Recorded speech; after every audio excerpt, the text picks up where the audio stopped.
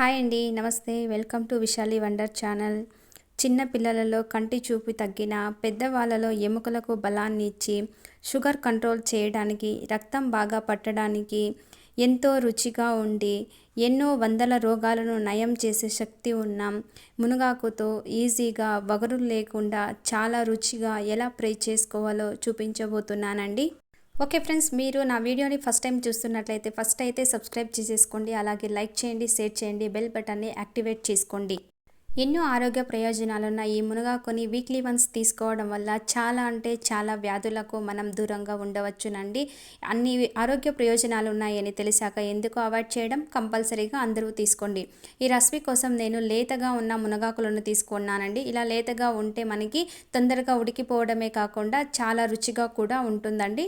చూడండి, ఇలా మొత్తాన్ని కూడా ఆకులు మొత్తాన్ని క్లీన్ చేసి వాష్ చేసి పెట్టేసుకున్నానండి. కొద్దిగా పూలు కూడా తీసుకున్నానండి నేను.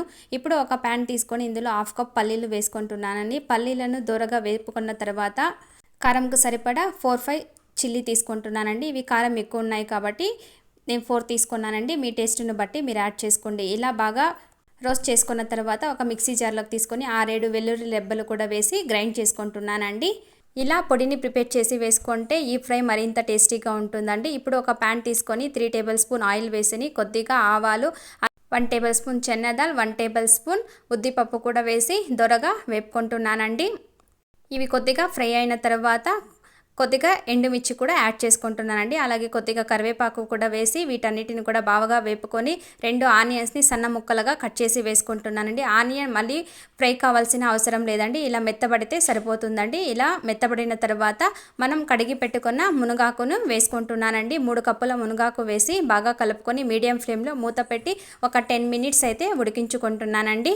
వాటర్ ఏమీ వేయాల్సిన అవసరం లేదండి. ఇందులోని వాటర్తోనే మనకి మునగాకు పర్ఫెక్ట్గా కుక్ అయిపోతుందండి. చూడండి, ఇలా దగ్గర పడుతుంది. చూడండి, ఆకంతా కూడా బాగా ఉడికిపోతుందండి. ఈ స్టేజ్లో టేస్ట్కు సరిపడా సాల్ట్ యాడ్ చేసుకుంటున్నానండి. ఇందులో ఏమీ మసాలాలు వేయము కాబట్టి ఉప్పు కారం మాత్రం పర్ఫెక్ట్గా చూసి వేసుకోవాలండి.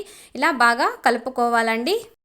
ఇలా మూత పట్టి మరో 5 సెకండ్స్ ఇలా ఉడికించుకున్న తర్వాత మనం గ్రైండ్ చేసి పెట్టుకున్న పల్లీల పొడిని వేసి ఫ్లేమ్ ఆఫ్ చేసేసుకొని బాగా కలుపుకుంటే చూడండి, ఎంతో టేస్టీగా ఉండే మునగాకు ఫ్రై అయితే రెడీ అయిపోయిందండి.